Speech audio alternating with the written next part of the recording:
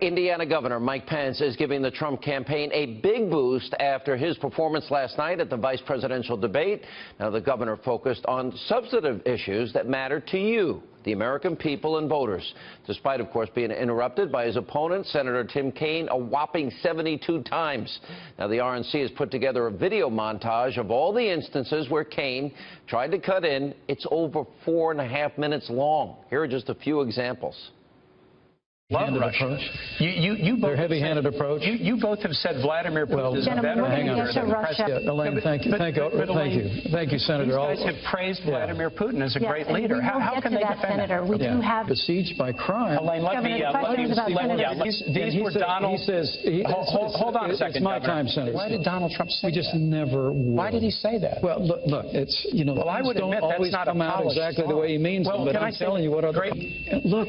Can you defend it? And taking you want to use a big car brush against Mexico? He also said, famous National Prayer Breakfast. This is important. Bring many families around the country with options so that families Governor, readily why don't you trust women to make this choice for themselves? All right, joining us now on a cable exclusive is 2016 Republican vice presidential nominee, Indiana Governor Mike Pence. Governor, 72 times. What were you thinking? Hey, Sean, good to be with you from here in Pennsylvania. We just started our bus tour, and it's great to have a few minutes with you. Look, I was honored to be there, and I know some people say that we might have won the debate. I leave that to you and to others. I think Donald Trump won the debate.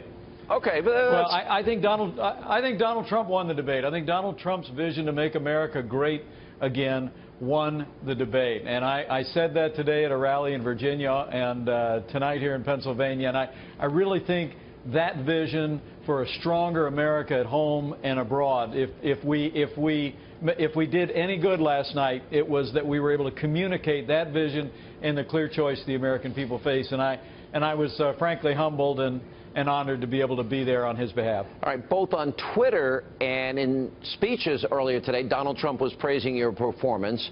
But yeah, you still have liberal media outlets that saying, oh, there's Donald Trump's angry or so on and so forth. I don't believe the media, but I want to ask you, is there any truth to those reports? And did you talk to Donald Trump after the debate? I talked to him a couple times after the debate, and he just he couldn't have been more enthusiastic and more encouraging about congratulating me. And again, I have to tell you, I'm just so honored to stand with Donald Trump in this campaign. He has given voice to the aspirations and the frustrations of the American people like no American leader since Ronald Reagan, and to be able to be there, to be on that stage, with my family all present and so many friends remembering us in their prayers, to be able to make that case was it was just a great privilege for me. He was excited about it. I was humbled by his encouragement, and we just got our head down here on the bus trail. I know he's out west and drew another big crowd today. We're just going to put our head down and keep working to drive that message about his vision to make America great again, and really the failed policies of Hillary Clinton and Barack Obama that have weakened America's place in the world, stifled America's economy, and they promise more of the same. We're going to make sure all of that is clear to the American people in the next 33 days. All right, so after 2 debates, it's very clear what the Clinton-Kaine strategy is. They want to dump the kitchen sink on Donald Trump and what Donald Trump said 20 years ago, what Donald Trump said here and there and everywhere.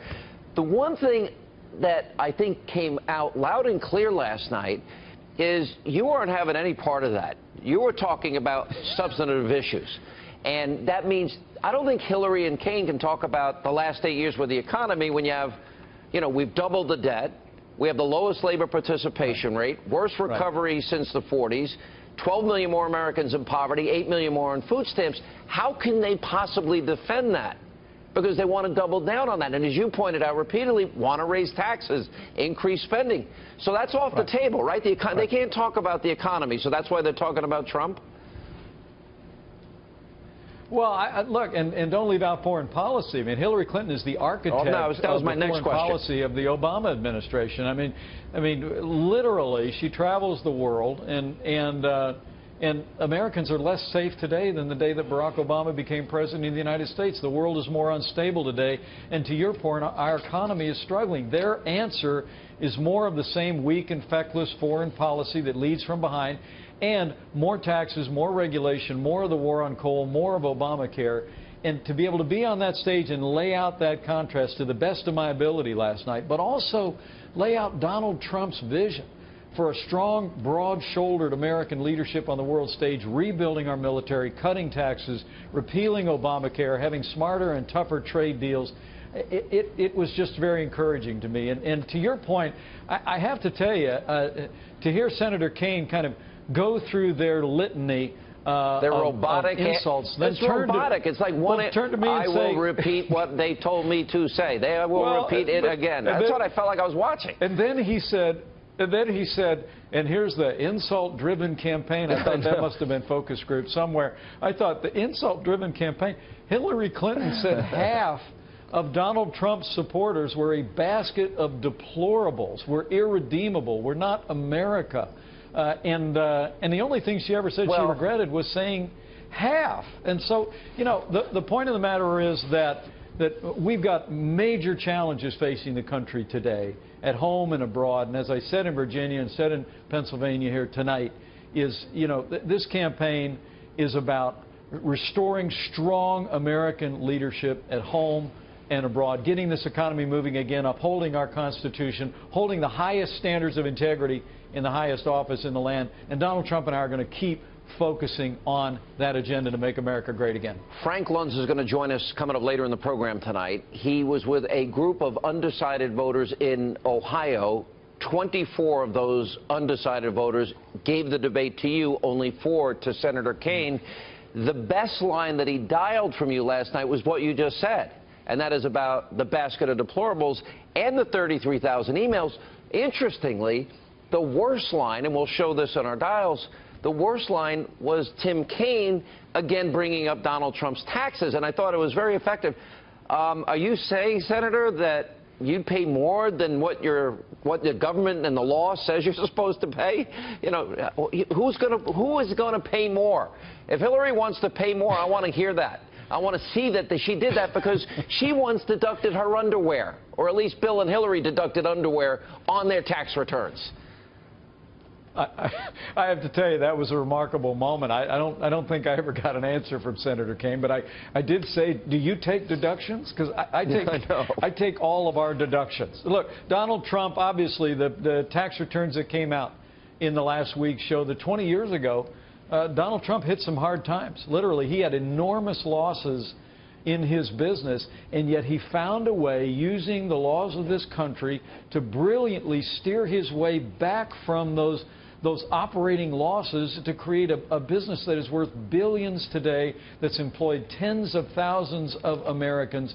And that's the kind of comeback America needs today. Donald Trump is going to lead an American comeback, stronger America in the world, a growing economy here at home, one that's built on the foundation of upholding our Constitution, our most cherished ideals. And if I was able to communicate that to anyone looking in last night, then I'm grateful for the privilege. You know, it's interesting, because after that, he wrote The Art of the Comeback. And the New York Times, of all places, because they broke the story, they actually said that this is, you know, one of the greatest comebacks. Here's where I see this election going. We're 34 days out. It seems that this is as big a choice election as I've seen in my lifetime, and I follow politics every day, as you know. But we're either going to raise taxes, or we're going to drop the top corporate rate to 15% and incentivize business to invest and build manufacturing centers and factories here. We're either going to be energy independent or put coal companies out of work, coal miners out of work. We're either going to put Supreme Court originalists or activists on the court. We're going to have a president that says radical Islam or not, a president that vets refugees, as our intelligence officials tell us to do, or not, because ISIS will infiltrate. We're either going to build a wall, protect our borders for national security and economic reasons, or not. We're either going to put education back to the states or not. There's a story today. 215 vets died, according to an IG report, because our VA failed them again, even still. This is as big a choice as I've seen. Do you think the American people are going to see that? Do you think they'll get sick of the robotic lines of Hillary and Kaine as this 34 days unfolds? Well, it's my hope that the American people will see this. This isn't an election between one leader that's going to take America this much farther up and another one that'll take it a little bit less than that.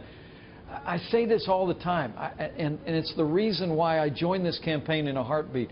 This is a choice between whether we're going to continue to go downhill to a weaker America on the world stage, to a struggling American economy, walking farther and farther away from our constitutional principles, or whether we're going to stop, turn around, and march back up the hill to a stronger America on the world stage, a stronger military, an economy that is growing, and constitutional principles that are adhered to and respected. I think it's a choice between up and down. And I have to tell you, the crowds that I see, the enormous crowds that come out for Donald Trump at every rally, the hundreds of people that come out to our rallies today in Virginia and Pennsylvania, are all evidence that there are more and more Americans every single day seeing that choice clearly, and they're going to choose to make Donald Trump the next president of the United States of America. Isn't one of the most important decisions any executive makes is the people that they hire and put around them?